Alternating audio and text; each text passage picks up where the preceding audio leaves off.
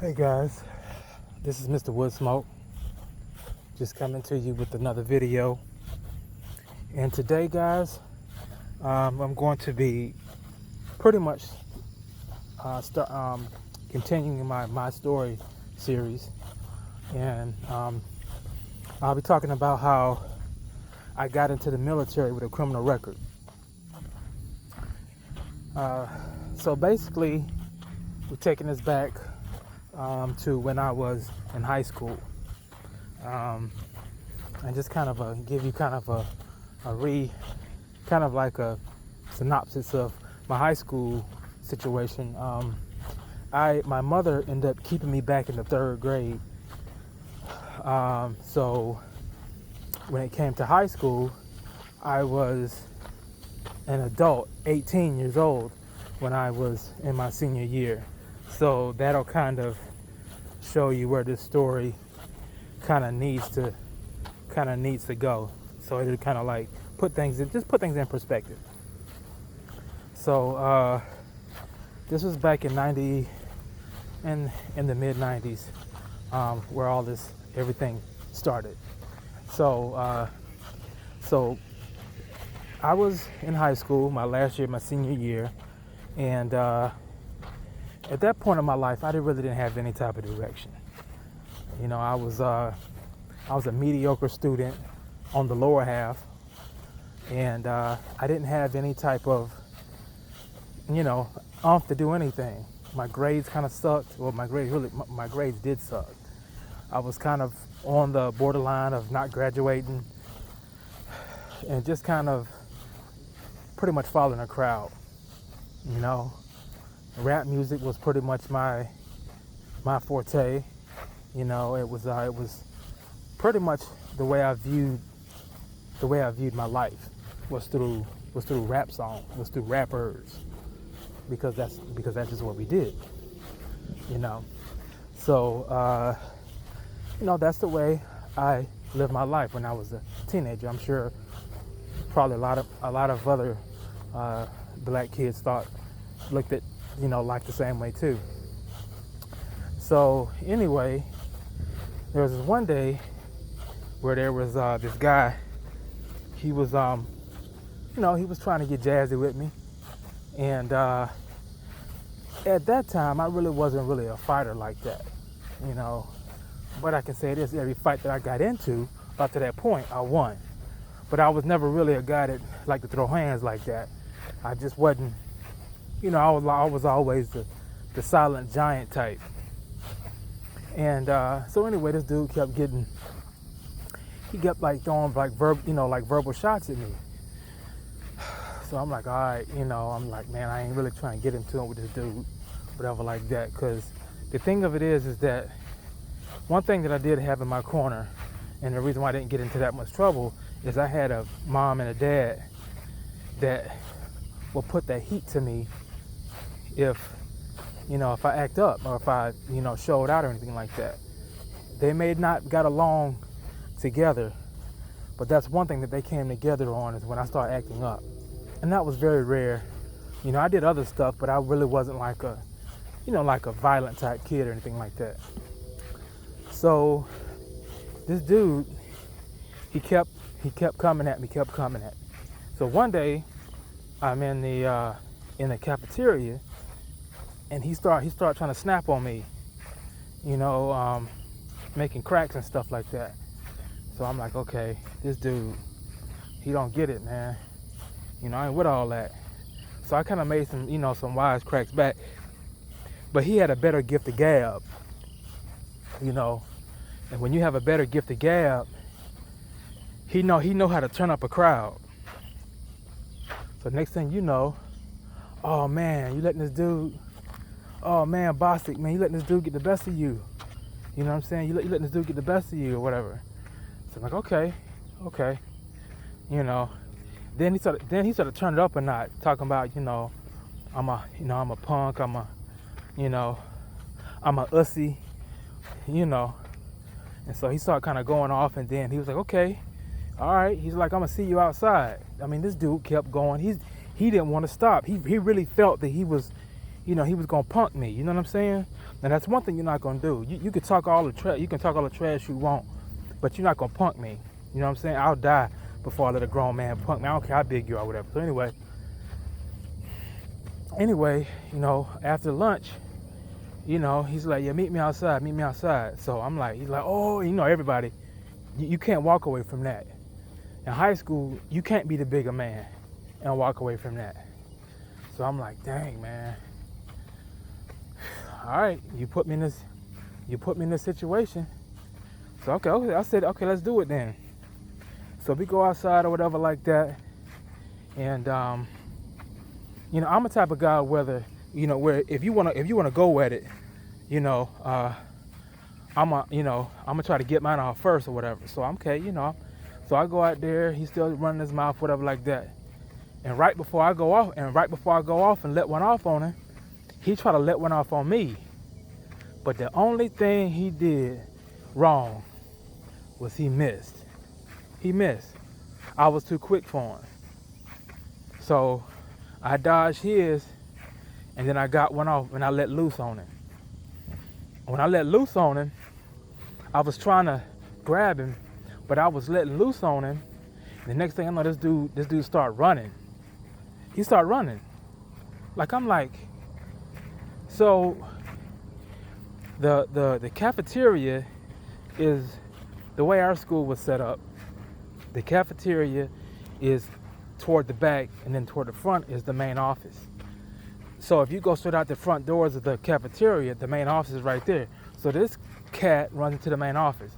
I'm not thinking, I run to the main office with him, and the whole crowd is following me. So anyway, to make a long story short, they break it up. Cops were called or whatever like that, and of course, I'm being 18. This is where earlier when I said I was 18, the powers that be, I got charged. I didn't get charged technically with assault, but I got charged with like a minor form of assault. Like on the lowest level, but it was still assault. And so I'm like, okay.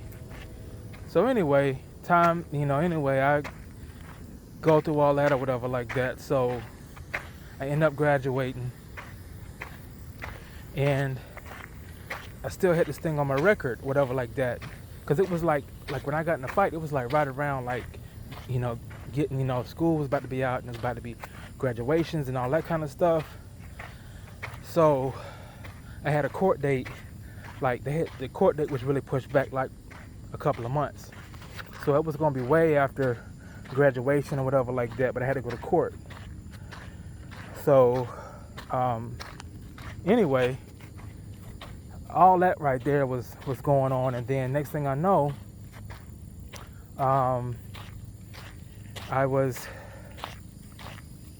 court date comes around, and they say they find me guilty. So they found me guilty of the charges or whatever like that. So, but before then, I'm kind of skipping ahead. But before then, before they found me guilty, I had to go to jail. I had to go to jail because I was 18, and they had to press charges. The school pressed charges against me. So I had to go to Lexington County Detention Center. So had to go sit up in there, do, and the first time me ever going to jail. So did a lot of soul searching at that moment, going to jail, and sit up in there. And so I'll go into that whole jail story on a later time. But I just wanted to let you know that I did have to go to jail and all that kind of stuff. So anyway, fast forward, I start college. I start school or whatever. I start going to tech school, and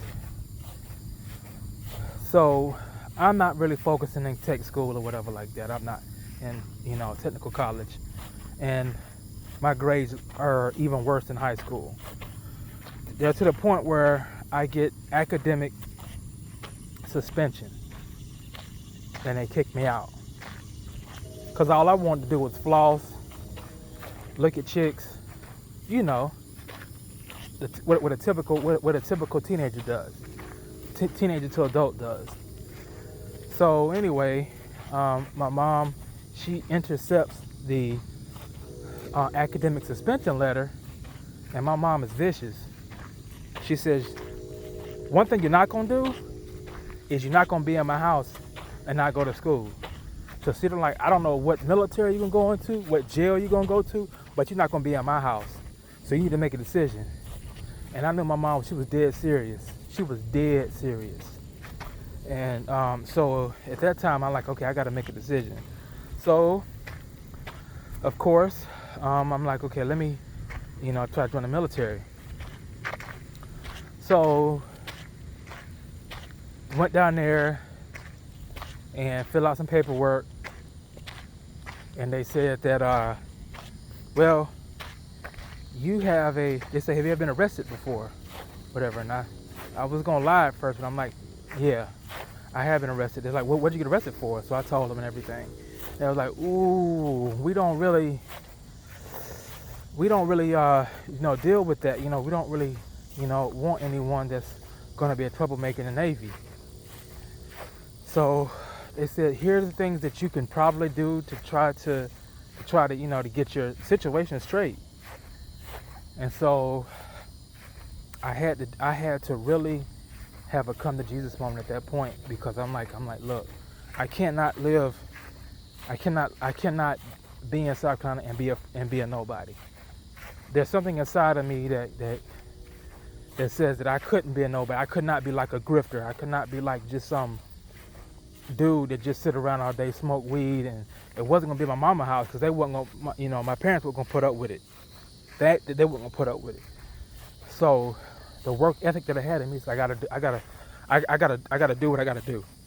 So I started looking to the legal system, and I started finding out ways I can get my record expunged. So they said, you gotta do all this stuff to get your record expunged, and so community service, you gotta go to these classes, these anger management classes. You gotta do so many hours of that.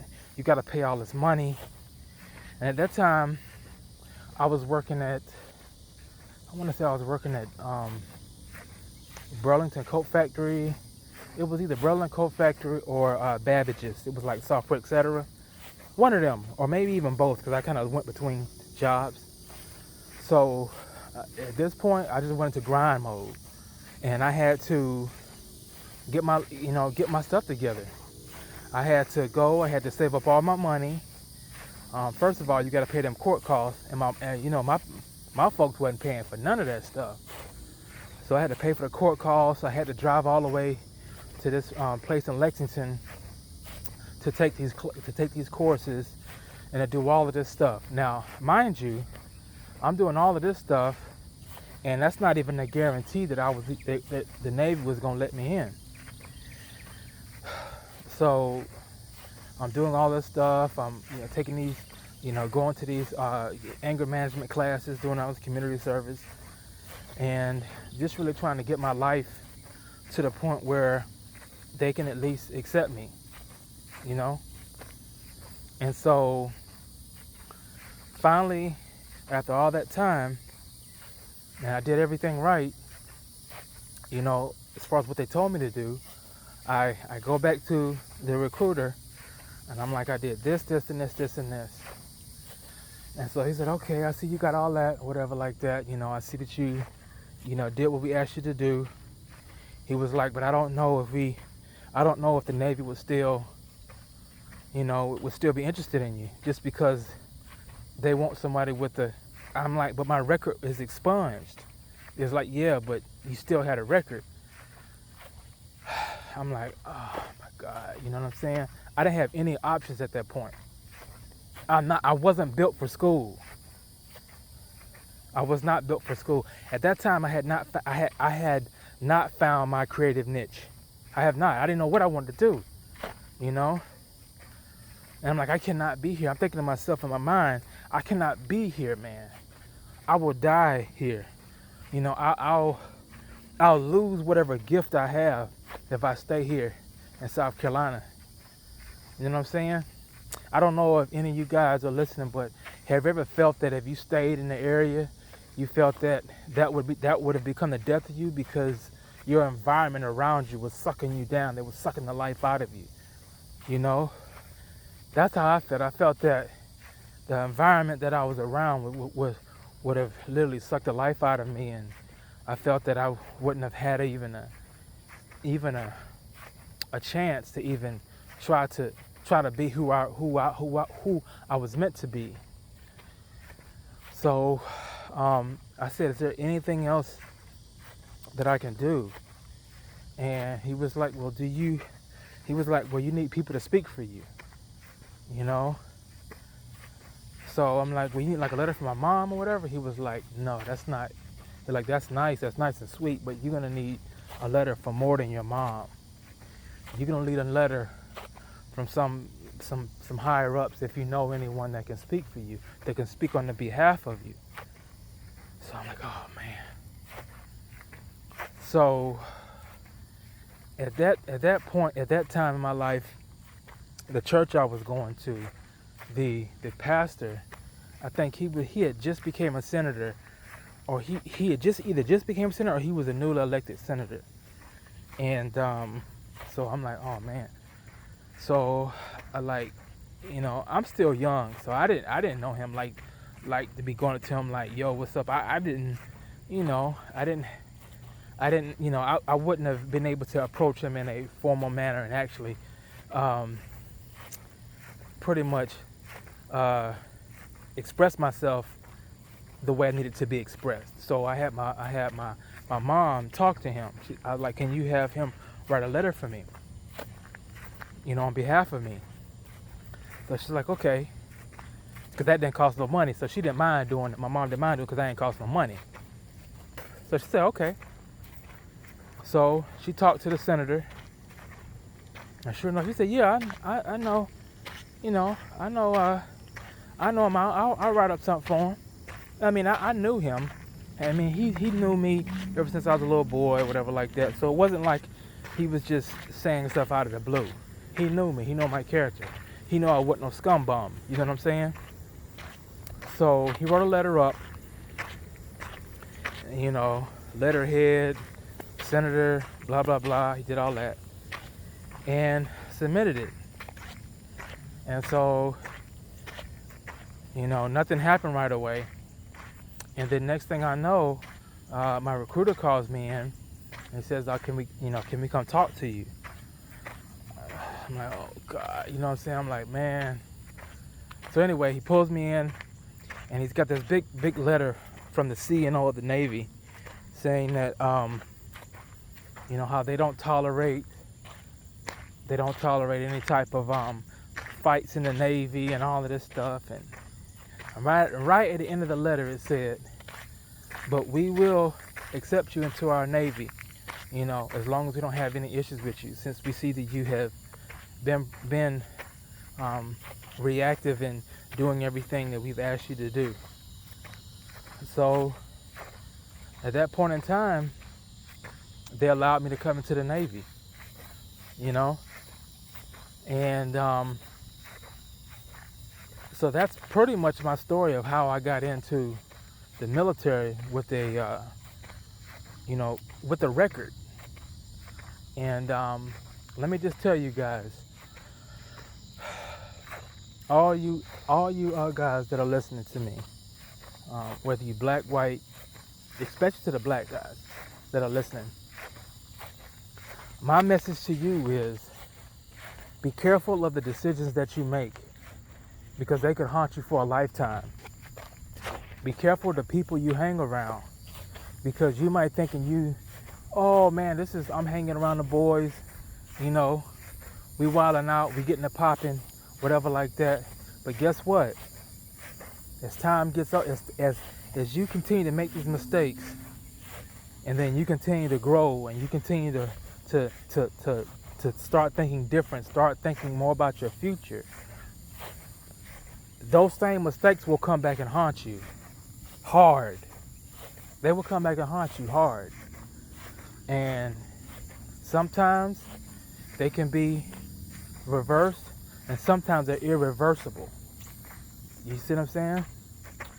And thank God that mine was irreversible. Thank God that mine was reversible. I could reverse the hands of time and have things go my way.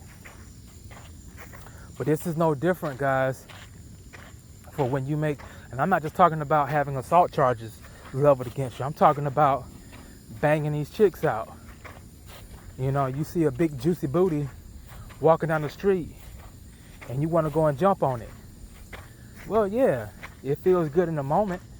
You know, when you see a dude, you know, that's talking that trash and you want to go ahead and throw them hands with him.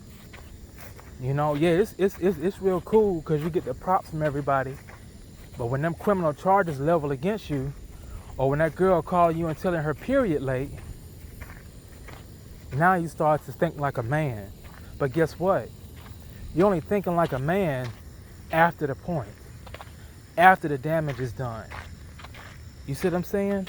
After the damage is done.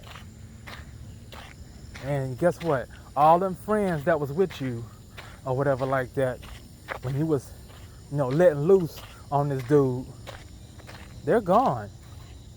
They're going on with their lives. They're going on with their situations.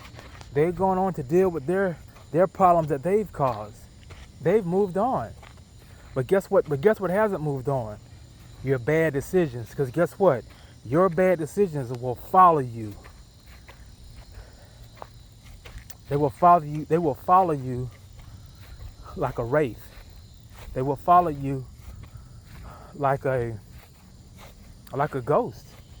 You see what I'm saying? They will follow you, and they will ride you.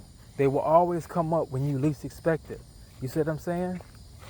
And you know, the last thing anyone needs, especially a black person, is something that's going to basically follow you to when you get your life right. Guess what? Now you still got to deal with the knucklehead you were in the past. And see, at that point in my life, I want to get my life right. But my knucklehead past was like, hey, guess what? You still got to deal with me. You still got to deal with me. You know what I'm saying? And, you know, I'm going to be honest with you. Even when I got into the Navy, it was smooth sailing. I didn't learn my lesson. I did not learn my lesson in the Navy. You would think I did. I did some foul stuff in the Navy. I did some foul stuff. And I'll make videos or whatever like that. But I was wrong, man. You know what I'm saying? I was wrong. There was some foul stuff done to me in the Navy. And again, there was some foul stuff done to me in the Navy. So all I'm saying is that what's fun now could end up being your demise in the future. Don't ever forget that, guys. Please like, subscribe, and you guys have a good one.